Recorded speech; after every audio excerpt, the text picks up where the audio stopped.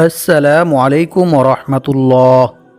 দর্শক, যখনই আপনার হঠাৎ করে অনেক বেশি টাকা পয়সা ধন সম্পদের প্রয়োজন হবে এবং যখনই আপনি অনেক বেশি বিপদ আপদ বালা মুসিবত দুঃখ কষ্ট দুশ্চিন্তা পেরেশানি অভাব অনটন দারিদ্রতা ও ঋণের মধ্যে থাকবেন, তখনই আপনি সকালে ফজরের নামাজের পর সূরা ইখলাস ও ইস্তেগফারের এই গোপন আমলটি করুন। ইনশাআল্লাহ আল্লাহ তাআলা আপনার সকল বিপদ আপদ বালা মুসিবত দুঃখ কষ্ট দুশ্চিন্তা পেরেশানি অভাব অনটন দারিদ্রতা ও ঋণ দূর করে দিবেন এবং আল্লাহ পাক রব্বুল আলামিন আপনাকে গায়বীভাবে অনেক টাকা পয়সা ধন সম্পদ দিয়ে সাহায্য করবেন। যেভাবে আল্লাহ তাআলা আকাশ থেকে গায়বীভাবে স্বর্ণমুদ্রা ধন সম্পদ পাঠিয়ে হযরত আইয়ুব আলাইহিস সালামকে এবং অনেক সাহাবা ইকরামদেরকে সাহায্য করেছিলেন। সুবহানাল্লাহ। সম্মানিত ভিউয়ার্স, হযরত আইয়ুব আলাইহিস সালাম কোন আমল করার কারণে এবং কি দোয়া পাঠ করার কারণে আল্লাহ তাআলা আকাশ থেকে গায়বীভাবে স্বর্ণমুদ্রা ধন সম্পদ পাঠিয়ে সাহায্য করেছিলেন, সে আমলটি সম্পর্কে জানতে চাইলে ভিডিওটি স্কিপ না করে সম্পূর্ণ ভিডিওটি মনোযোগ দিয়ে দেখতে থাকুন। আর ভিডিওটি ভালো লাগলে লাইক কমেন্ট শেয়ার করে চ্যানেলটি সাবস্ক্রাইব করে আমাদের পাশে থাকুন। সম্মানিত ভিউয়ার্স, সকালে ফজর নামাজের পর সূরা ইখলাস ও ইস্তেগফার এই নিয়মে পাঠ করে আমল করুন। ইনশাআল্লাহ অল্প কিছুদিনের মধ্যে আল্লাহ তাআলা আপনার সকল অভাব অনটন দারিদ্রতা ও ঋণ দূর করে দিবেন এবং আল্লাহ পাক রব্বুল আলামিন আপনাকে গায়বীভাবে অনেক টাকা পয়সা ধন সম্পদ দিয়ে সাহায্য করবেন। এমনকি এক সাহাবী নিজেও সূরা ইখলাসের আমল করার ফলে অল্প কিছুদিনের মধ্যে অভাব অনটন দারিদ্রতা থেকে মুক্ত হয়ে অনেক টাকা পয়সা ধন সম্পদের মালিক হয়ে গিয়েছিল। সুবহানাল্লাহ। আর এটা কোনো সাধারণ আমল নয়, বরং স্বয়ং রাসূল সাল্লাল্লাহু আলাইহি ওয়াসাল্লাম নিজে সাহাবা ইকরামদেরকে সূরা ইখলাসের আমল শিখিয়েছিলেন। সম্মানিত ভিউয়ার্স, হযরত আইয়ুব আলাইহিস সালাম কোন আমল করার কারণে এবং কি দোয়া পাঠ করার কারণে আল্লাহ তাআলা আকাশ থেকে গায়বীভাবে স্বর্ণমুদ্রা ধন সম্পদ পাঠিয়ে সাহায্য করেছিলেন, সে আমলটি সম্পর্কে এখন আমি আপনাদেরকে জানিয়ে দেব। হাদিস শরীফের মধ্যে বলা হয়েছে, হযরত আইয়ুব আলাইহিস সালামের দুইটি উঠান ছিল, একটি ছিল গম শুকানোর জন্য আর অন্যটি ছিল জব শুকানোর জন্য। মহান আল্লাহ তাআলা সেই দুইটি উঠানের উপর দুই খণ্ড মেঘমালা পাঠালেন। এক খণ্ড মেঘমালা সেই গমের উঠানে এমনভাবে স্বর্ণ ফেলল যে সেটি পূর্ণ হয়ে গেল। সুবহানাল্লাহ। অন্য মেঘমালাটি অপর উঠানের মধ্যে এমনভাবে রৌপ্য বর্ষণ করল যে সেটিও পূর্ণ হয়ে গেল। সুবহানাল্লাহ। আল্লাহু আকবার। সহিহ ইবনে হিব্বান হাদিস নং 2898। এছাড়াও অন্য এক হাদিসে বলা হয়েছে, আল্লাহর পক্ষ থেকে ঝাঁকে ঝাঁকে স্বর্ণের পঙ্গপাল আইয়ুব আলাইহিস সালামের নিকট এসেছিলেন এবং তিনি সেগুলি সংগ্রহ করেছিলেন। রাসূল সাল্লাল্লাহু আলাইহি ওয়াসাল্লাম বলেন, একবার হযরত আইয়ুব আলাইহিস সালাম গোসল করতেছিলেন, এমন্ত অবস্থায় এক ঝাঁক স্বর্ণের পঙ্গপাল তার উপর পড়তে শুরু করেন এবং তিনি সেগুলি মুঠি মুঠি করে তার কাপড়ে জমা করছিলেন। সুবহানাল্লাহ। বুখারী শরীফ হাদিস নং 7493। প্রিয় দর্শক, সূরা ইখলাস পবিত্র কোরআন মাজিদের খুবই ক্ষুদ্রতম একটি সূরা। আমি আশা করছি আপনারা সকলেই সূরাটি জানেন। তারপরেও আমি সহিশুদ্ধভাবে আপনাদেরকে সূরা ইখলাস পাঠ করে শোনাবো। ইনশাআল্লাহ আপনারা আমার থেকে শুনে শুনে সহিশুদ্ধভাবে সূরা ইখলাস মুখস্থ করে নেবেন। আউযু বিল্লাহি মিনাশ শাইতানির রাজীম। বিসমিল্লাহির রহমানির রহিম। قل هو الله أحد الله الصمد لم يلد ولم يولد ولم يكن له كفوا أحد صدق الله العظيم। সম্মানিত ভিউয়ার্স, আমলটি করার জন্য অবশ্যই আপনাদেরকে সূরা ইখলাস সহিশুদ্ধভাবে পাঠ করতে হবে। তাই আপনারা আমার থেকে শুনে শুনে সহিশুদ্ধভাবে সূরা ইখলাস মুখস্থ করে নেবেন। আর আমলটি করার জন্য আপনাদেরকে বেশি কিছু করতে হবে না, শুধু আমি যে নিয়ম বলে দেব সেই নিয়মে আপনারা পবিত্র কোরআন মাজিদের এই ছোট্ট সূরা অর্থাৎ সূরা ইখলাস পাঠ করে আমল করবেন। তাহলে ইনশাআল্লাহ অল্প কিছুদিনের মধ্যে আল্লাহ তাআলা আপনাদের সকল অভাব অনটন দারিদ্রতা ও ঋণ দূর করে দিবেন এবং আল্লাহ পাক রব্বুল আলামিন আপনাদেরকে অনেক টাকা পয়সা ধন সম্পদ দিয়ে সাহায্য করবেন। তবে মনে রাখতে হবে, প্রতিটি আমল করার জন্য অবশ্যই আল্লাহর উপর এবং আল্লাহর কোরআনের উপর দৃঢ় বিশ্বাস রাখতে হবে, তবেই আপনি আমলটি করে রেজাল্ট পাবেন এবং উপকৃত হবেন। অন্যথায় আপনার এই আমল বৃথা হয়ে যাবে। কারণ আল্লাহ তাআলা বলেন, আমি এই কোরআন সৃষ্টি করেছি মুমিনদের শেফার জন্য। আর যারা আল্লাহর উপর বিশ্বাস রাখে, আল্লাহর উপর ভরসা করে, তাদের জন্য আল্লাহই যথেষ্ট। আল্লাহ তাআলা তাদের মনের সকল ইচ্ছা পূর্ণ করবেনই। সুবহানাল্লাহ। তাই আমলটি করার জন্য অবশ্যই আপনাদেরকে মনে প্রাণে বিশ্বাস রাখতে হবে যে আমি এই আমলটি করার ফলে আল্লাহ তাআলা আমাকে গায়বীভাবে অনেক টাকা পয়সা ধন সম্পদ দিয়ে সাহায্য করবেন, যেভাবে আল্লাহ তাআলা তার নবী হজরত আইয়ুব আলাইহিস সালামকে এবং অনেক সাহাবায়ে কেরামদেরকে গায়বীভাবে টাকা পয়সা ধন সম্পদ দিয়ে সাহায্য করেছিলেন। সুবহানাল্লাহ। সম্মানিত ভিউয়ার্স, এখন আমি আপনাদেরকে সূরা ইখলাসের কিছু বিশেষ ফজিলতের বিষয়ে কোরআন এবং হাদিস থেকে জানিয়ে দেব, যে ফজিলতগুলি সম্পর্কে জানলে আপনারা বুঝতে পারবেন যে সূরা ইখলাস কতটা গুরুত্বপূর্ণ এবং ফজিলতপূর্ণ একটি সূরা। এক সাহাবী যুদ্ধের ময়দানে নামাজের ইমামতি করার সময় বারবার সূরা ইখলাস পাঠ করেন। অন্য সাহাবীরা যুদ্ধ থেকে ফিরে এসে রাসূল সাল্লাল্লাহু আলাইহি ওয়াসাল্লামকে এই বিষয়টি সম্পর্কে অবগত করেন। রাসূল সাল্লাল্লাহু আলাইহি ওয়াসাল্লাম তাদেরকে বললেন, তোমরা তাকে গিয়ে জিজ্ঞেস করো কেন সে এরূপ করেছে। সাহাবীরা যখন তাকে জিজ্ঞেস করলেন, তখন ওই সাহাবী জানালেন, এই সূরায় আল্লাহর গুণাবলী বর্ণিত হয়েছে, তাই আমি এই সূরাকে ভালোবাসি। অতঃপর সাহাবীরা যখন রাসূল সাল্লাল্লাহু আলাইহি ওয়াসাল্লামের কাছে গিয়ে একথা বললেন, তখন রাসূল সাল্লাল্লাহু আলাইহি ওয়াসাল্লাম তাদেরকে বললেন, তোমরাও তাকে গিয়ে বলো আল্লাহ তাআলাও তাকে ভালোবাসেন। সুবহানাল্লাহ। বুখারী শরীফ, হাদিস নং 7375। সম্মানিত ভিউয়ার্স, একটু চিন্তা করে দেখুন, যে ব্যক্তিকে স্বয়ং আল্লাহ তাআলা নিজে ভালোবাসেন, আল্লাহ তাআলা নিজে পছন্দ করেন, সে ব্যক্তির কি আর কোনো বিপদ আপদ, বালা মুসিবত, দুঃখ কষ্ট, পেরেশানি, অভাব অনটন, দারিদ্রতা ও ঋণ থাকতে পারে? কখনোই না। বরং আল্লাহ তাআলা নিজ অনুগ্রহে ওই ব্যক্তির সকল বিপদ আপদ, বালা মুসিবত, দুঃখ কষ্ট, পেরেশানি, অভাব অনটন, দারিদ্রতা ও ঋণ দূর করে দিবেন ইনশাআল্লাহ। তাই আপনারা আজকের ভিডিও থেকে সূরা ইখলাস ও ইস্তেগফারের এই গোপন আমলটি শিখে নিয়ে ইনশাআল্লাহ অবশ্যই আমলটি করার চেষ্টা করবেন। অন্য এক হাদিসে বলা হয়েছে, রাসূল সাল্লাল্লাহু আলাইহি ওয়াসাল্লামের কাছে একবার এক সাহাবী এসে বললেন, হে আল্লাহর রাসূল সাল্লাল্লাহু আলাইহি ওয়াসাল্লাম, আমি সূরা ইখলাসকে ভালোবাসি। তখন রাসূল সাল্লাল্লাহু আলাইহি ওয়াসাল্লাম তাকে বললেন, এ ভালোবাসা তোমাকে জান্নাতে প্রবেশ করাবে। সুবহানাল্লাহ। বুখারী শরীফ, হাদিস নং 774। অন্য এক হাদিসে বলা হয়েছে, আবু হুরায়রা রাদিয়াল্লাহু তাআলা আনহু থেকে বর্ণিত, তিনি বলেন, আমি রাসূল সাল্লাল্লাহু আলাইহি ওয়াসাল্লামের সাথেই ছিলাম। এমন সময় এক ব্যক্তি সূরা ইখলাস তিলাওয়াত করতেছিল। রাসূল সাল্লাল্লাহু আলাইহি ওয়াসাল্লাম তার তিলাওয়াত শুনে বললেন, ওয়াজিব হয়ে গেছে। আমি জিজ্ঞেস করলাম, কি ওয়াজিব হয়ে গেছে হে আল্লাহর রাসূল সাল্লাল্লাহু আলাইহি ওয়াসাল্লাম? তিনি বললেন, জান্নাত। সুবহানাল্লাহ। মুয়াত্তা মালিক, হাদিস নং 257। সম্মানিত ভিউয়ার্স, এখন আমি আপনাদেরকে জানিয়ে দেব সূরা ইখলাস কি নিয়মে পাঠ করে আমল করিলে আল্লাহ তাআলা আপনার 50 বছরের গুনাহ ক্ষমা করে দিবেন। সুবহানাল্লাহ। রাসূল সাল্লাল্লাহু আলাইহি ওয়াসাল্লাম বলেন, যে ব্যক্তি প্রতিদিন 200 বার সূরা ইখলাস পাঠ করে আমল করবে, তার 50 বছরের গুনাহ ক্ষমা করে দেওয়া হবে। সুবহানাল্লাহ। তবে ঋণ থাকলে তা মাফ হবে না। নাউযু বিল্লাহি মিন যালিক। তিরমিজি শরীফ, হাদিস নং 2898। সম্মানিত ভিউয়ার্স, ঋণ হচ্ছে এরকম মারাত্মক একটি জঘন্য কাজ যে মানুষ যখন ঋণগ্রস্ত হয়ে যায় তখন তার আর কোনো কিছুই ভালো লাগে না। তখন সে ঋণের চিন্তায় পেরেশানিতে অসুস্থ হয়ে পড়ে। তাই সে দ্রুত ঋণ থেকে মুক্ত হওয়ার জন্য অনেক অবৈধ পন্থায় টাকা পয়সা উপার্জন করতে চায়। চুরি ডাকাতি, মিথ্যা কথা সহ অসংখ্য অগণিত খারাপ কাজের মধ্যে লিপ্ত হয়ে যায়। কারণ মানুষের যখন ঋণ থাকে তখন তার আর কোনো কিছুই ভালো লাগে না।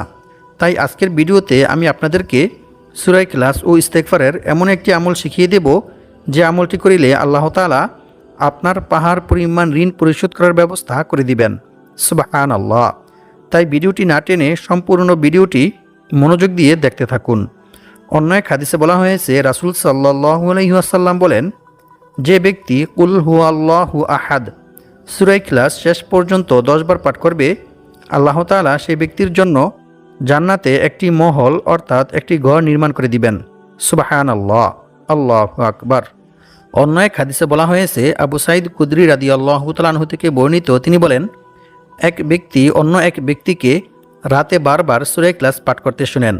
অতঃপর সকাল হলে ওই ব্যক্তি রাসূল সাল্লাল্লাহু আলাইহি ওয়াসাল্লামকে এই বিষয়টি সম্পর্কে অবগত করেন। রাসূল সাল্লাল্লাহু আলাইহি ওয়াসাল্লাম তার একথা শুনে বললেন, ওই সত্তার শপথ যার হাতে আমার প্রাণ, অবশ্যই এ সূরা অর্থাৎ সূরা ইখলাস পবিত্র কোরআন মাজিদের 1/3 সমান। সুবহানাল্লাহ। বুখারী শরীফ হাদিস নং 5013।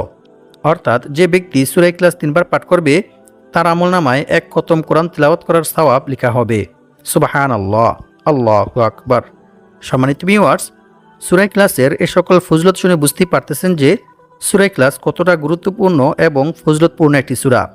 তাই আপনারা যদি আমার বলা নিয়ম মেনে সঠিকভাবে সূরা ইখলাস ও ইস্তেগফার পাঠ করে এই আমলটি করতে পারেন, তাহলে ইনশাআল্লাহ অল্প কিছুদিনের মধ্যে আল্লাহ তাআলা আপনাদের সকল অভাব অনটন, দারিদ্রতা ও ঋণ দূর করে দিবেন এবং আল্লাহ পাক রব্বুল আলামিন আপনাদেরকে গায়বীভাবে অনেক টাকা পয়সা ধন সম্পদ দিয়ে সাহায্য করবেন। এমনকি এক সাহাবী নিজেও সূরা ইখলাসের আমল করার ফলে অল্প কিছুদিনের মধ্যে অভাব অনটন, দারিদ্রতা থেকে মুক্ত হয়ে অনেক টাকা পয়সা ধন সম্পদের মালিক হয়ে গিয়েছিল। সুবহানাল্লাহ। সম্মানিত ভিউয়ার্স, সূরা ইখলাস ও ইস্তেগফারের এই আমলটি করার জন্য অবশ্যই আপনাদেরকে সকালে ফজরের নামাজ জামাতের সহিত আদায় করতে হবে, আর মেয়েরা ঘরেই আদায় করবেন। তারপর পাক পবিত্র পরিষ্কার পরিচ্ছন্ন হয়ে পরিষ্কার পরিচ্ছন্ন একটি জায়গায় বসে আমলটি করবেন। আমলটি করার সময় কারো সাথে কোনো প্রকার কথা বলবেন না। অতঃপর আমলটি করার পূর্বে আপনাদেরকে একটি বিশেষ দুরূদ শরীফ পাঠ করতে হবে। কারণ হযরত উমর বিন খাত্তাব রাদিয়াল্লাহু তাআলা আনহু বলেন, নিশ্চয়ই বান্দার কোনো দোয়া বা আমল আল্লাহ তাআলার দরবারে ততক্ষণ পর্যন্ত পৌঁছায় না যতক্ষণ পর্যন্ত না বান্দা তার নবীর প্রতি দুরূদ পাঠ না করে। অর্থাৎ যে কোনো দোয়া বা আমল করার পূর্বে রাসূল সাল্লাল্লাহু আলাইহি ওয়াসাল্লামের উপর দুরূদ পাঠ না করা হলে সে দোয়া বা আমল আল্লাহ তাআলার দরবারে পৌঁছায় না। তা আসমান ও জমিনের মধ্যবর্তী স্থানে আল্লাহ তাআলা ঝুলন্ত অবস্থায় আড়াল করে রেখে দেন। নাউযু বিল্লাহি মিন যালিক। অতঃপর আপনাদেরকে একটি বিশেষ ইস্তেগফার পাঠ করতে হবে। কারণ ইস্তেগফার পাঠ করিলে আল্লাহ তাআলা বান্দার প্রতি কী পরিমাণ খুশি হন এবং বান্দাকে কি পুরস্কার দান করেন তা আপনারা জানলে অবাক হয়ে যাবেন। ইস্তেগফার পাঠ করিলে যে শুধু গুনাহ মাফ হয় এমনটা নয়, বরং আল্লাহ তাআলা বান্দার তাওবা ইস্তেগফারের মধ্যে রেখেছেন অসংখ্য অগণিত উপকার ও পুরস্কার। ইস্তেগফার পাঠ করিলে আল্লাহ তাআলা বান্দাকে কি পুরস্কার দান করেন সেই সম্পর্কে আল্লাহ তাআলা পবিত্র কোরআনের মধ্যে বলেন, আর যে ব্যক্তি আল্লাহকে ভয় করবে আল্লাহ তাআলা তার সমস্ত সমস্যা থেকে উত্তরণের পথ বের করে দিবেন, আর তাকে এমন জায়গা থেকে রিজিক দান করবেন যা সে কল্পনাও করতে পারবে না। অর্থাৎ অকল্পনীয় উৎস থেকে গায়বীভাবে আল্লাহ তাআলা তার রিজিকের ব্যবস্থা করে দিবেন। সুবহানাল্লাহ। আর যে ব্যক্তি আল্লাহর উপর ভরসা করবে তার জন্য তিনিই যথেষ্ট হবেন। নিশ্চয়ই আল্লাহ তাআলা তার সমস্ত ইচ্ছা পূর্ণ করবেনই।